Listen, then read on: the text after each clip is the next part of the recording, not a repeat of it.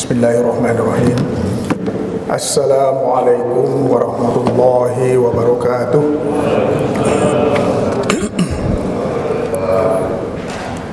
Alhamdulillahirabbil alamin. Alladzi anzala as-sakinata fi qulubil mu'minin liyazdadu imanan ma'a imanihim walillahi junudus samawati wal ard wa kana Allahu aliman hakima. Asyhadu an la ilaha illallah wahdahu la syarika lah wa asyhadu anna Muhammadan abduhu wa rasuluhu.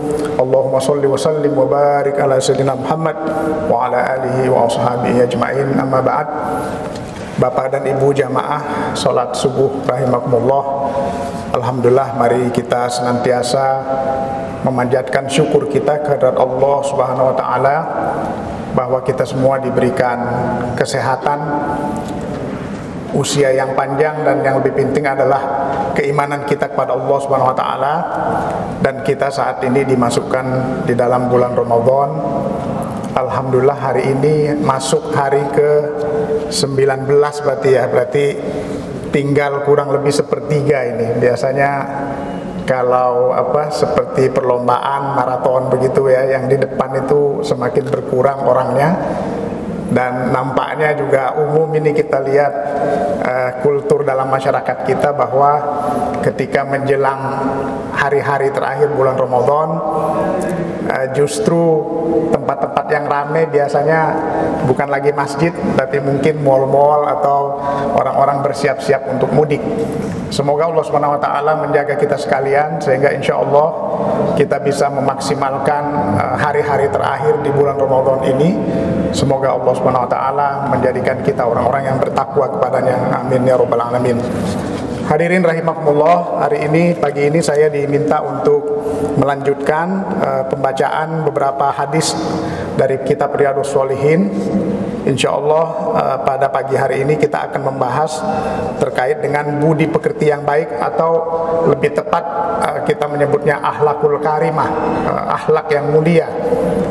Hadirin rahimakumullah, kalau kita mencermati apa yang terjadi di dalam masyarakat kita, kita baca berita-berita, maka nampaknya kita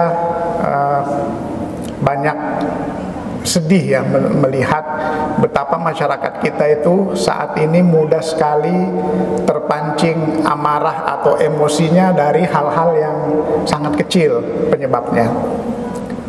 Kita misalnya mendengar ada kasus seorang remaja di Jogja kalau tidak salah yang meninggal akibat semacam tawuran remaja yang penyebabnya itu sepele.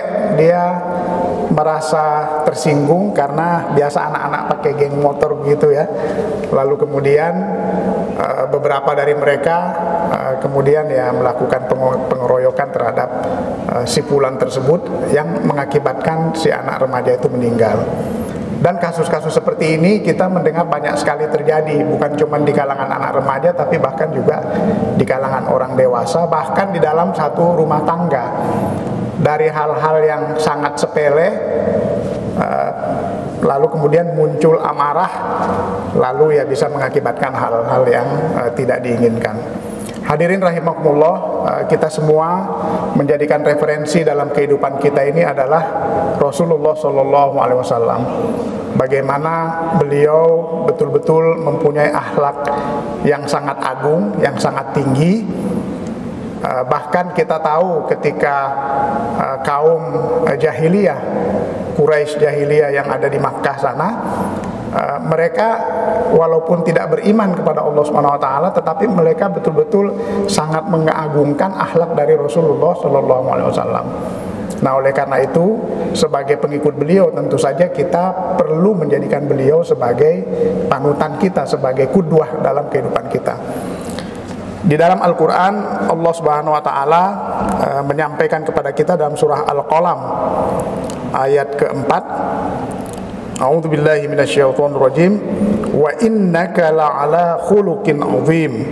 Dan sesungguhnya engkau Muhammad benar-benar mempunyai khuluqil 'azim. Diterjemahkan dalam bahasa kita memang budi pekerti yang luhur atau akhlak yang mulia. semua yang dilakukan oleh Rasulullah SAW, kita membaca banyak hadis beliau, semuanya indah, luar biasa. Kalau kita mengkaji bagaimana peri kehidupan beliau, kita sangat terinspirasi. Nah, akhlak yang agung itu seperti apa? Dalam sebuah hadis yang disampaikan dari Anas, beliau bercerita, saya bacakan artinya saja. Hadis ini hadis nomor 622,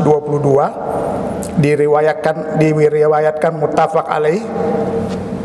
Darinya Anas, dia bercerita, aku tidak pernah memegang sutra baik yang tebal maupun yang tipis yang lebih halus dari telapak tangan Rasulullah SAW. Aku juga tidak pernah mencium aroma yang lebih harum dari bau aroma Rasulullah SAW. Anas melanjutkan, aku telah mengabdi kepada Rasulullah SAW selama 10 tahun. Jadi Anas ini adalah pembantu ya, yang membantu Rasulullah SAW. Beliau hidup selama 10 tahun, jadi ya pastinya selalu berinteraksi dengan beliau ya. Selama itu beliau tidak pernah melontarkan kata ah atau hus kepadaku.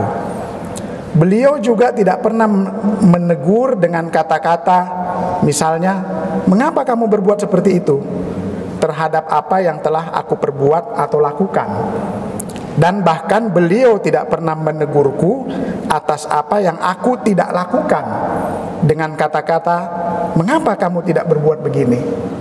Jadi subhanallah, kalau kita membayangkan apa yang disampaikan oleh Anas ini, maka pribadi Rasulullah SAW pastinya betul-betul sangat menyenangkan ya. Ketika kita berdoa semoga Allah Subhanahu Wa Taala, insya Allah kita diberikan syafaat, kita bisa berkumpul dengan baginda Rasulullah SAW, insya Allah di surganya, amin ya rabbal alamin. Kita saja biasanya kalau katakanlah di rumah kita dengan anak-anak kita, biasanya kadang-kadang memang yang menjadi sumber pertengkaran itu adalah pertanyaan-pertanyaan seperti ini. Ketika misalnya kita melihat anak kita, mungkin maksud kita baik karena dia belum melakukan sesuatu yang kita inginkan dia lakukan. Lalu kita bertanya padanya, Dek, kenapa kamu belum melakukan itu, Dek? Mungkin apalagi dengan intonasi yang agak kecewa, marah begitu, biasanya anak kita juga menjadi defensif. Tetapi kita mendengar dari Anas, beliau tidak pernah mendengar Rasulullah SAW menegur beliau untuk hal-hal yang harus dia lakukan atau tidak dia lakukan. Dan ini yang menyebabkan interaksi itu menjadi sangat-sangat menarik, menyenangkan. Ini satu hal yang kita belajar dari Anas, bagaimana Rasulullah SAW mencontohkan kepada kita akhlaknya yang mulia itu, sebagaimana tadi disampaikan oleh Allah Subhanahu Wa Taala di dalam surah Al-Qalam. Lalu kemudian kita lanjutkan di dalam hadis nomor 625, ini juga muttafaq alaih, dari Abdullah bin Amr bin Ash, dia bertutur, Rasulullah SAW bukan seseorang yang suka berbicara keji, dan bukan pula seseorang yang suka berbuat keji. Beliau pernah menyatakan, sesungguhnya orang yang terbaik di antara kalian adalah yang paling baik akhlaknya. Hadirin jamaah sekalian rahimakumullah, dalam berinteraksi dengan manusia, kita memang akan diukur oleh akhlak kita. Bagaimana tutur kata kita, lalu kemudian sifat-sifat kita kepada orang lain. Dan akhlak yang mulia, yang baik ini tentu akan menghasilkan kesan yang baik. Dan itulah insya Allah yang akan selalu diingat oleh sahabat-sahabat, teman-teman kita, keluarga kita. Kita berharap ketika sampai waktunya kita dipanggil oleh Allah Subhanahu Wa Taala, ketika badan kita terkujur kaku, kita tidak bisa lagi melakukan apa-apa, ketika kita disolatkan oleh jamaah biasanya semuanya mengatakan, menyaksikan bahwa jamaah tersebut adalah min ahlil khair, menjadi bagian dari orang-orang yang baik. Kita berharap pada saat itu sahabat-sahabat kita, orang-orang yang mensolatkan kita, akan muncul dalam bayangannya benar-benar kebaikan-kebaikan yang pernah kita lakukan bersama mereka. Tidak hanya sekedar ucapan saja, tapi betul-betul sesuatu yang mereka rasakan, kebaikan-kebaikan yang kita lakukan dengan akhlak kita yang baik itu. Karena pada akhirnya manusia meninggalkan nama dan budi pekertinya yang baik. Saya kira demikian, hadirin jamaah sekalian rahimakumullah. Semoga insya Allah Ramadan ini menjadikan kita orang-orang yang bertakwa kepada Allah SWT. Dan orang yang bertakwa itu salah satunya, kalau kita melihat di dalam surah Ali Imran yang wasari'u ila maghfiratin min rabbikum wa jannatin arduhas samawati wal ard, maka bersegeralah kalian untuk mendapatkan ampunan Allah Subhanahu wa taala dan jannah Allah, surga Allah yang luasnya seluas langit dan bumi, yang diberikan kepada orang-orang yang bertakwa. Salah satunya di ayat 134-nya itu, salah satu cirinya adalah orang-orang yang wal kadhiminal ghaidz wal 'afina 'anil nas, orang-orang yang menahan amarahnya dan memaafkan kesalahan orang lain. Kadang-kadang kita mangkel karena mungkin teman kita berbuat sesuatu yang wajar kita marah. Wajar kita marah karena memang dia mungkin perilakunya agak-agak bikin dongkol mangkel gitu ya. Tetapi Allah menyampaikan di sini ciri orang yang bertakwa adalah yang menahan. Wajar dia marah, tetapi dia menahan amarahnya. Dia tidak marah walaupun situasinya memungkinkan dia untuk marah, tapi ditahannya. Lalu kemudian dilanjutkan oleh Allah, dan dia memaafkan kesalahan orang yang lain. Insya Allah dengan senantiasa menahan amarah ini, berusaha memaafkan kesalahan orang lain, akan menjaga kita, membuat kita salah satunya mempunyai akhlak yang baik. Demikian hadirin rahimakumullah, kita akhiri pembacaan beberapa hadis ini dengan ayat yang disampaikan oleh Allah Subhanahu wa taala dalam surah Ali Imran tadi. Sekali lagi semoga Allah Subhanahu wa taala di akhir-akhir bulan Ramadan ini menjelang 10 hari terakhir kita semua diberikan kesehatan, diberikan kemudahan sehingga kita bisa optimal dalam ibadah kita insyaallah. Semoga kita menjadi orang-orang yang bertakwa, diberikan rizki oleh Allah Subhanahu wa taala bertemu dengan malam Lailatul Qadar. Demikian, billahi taufik wal hidayah. Assalamualaikum warahmatullahi wabarakatuh.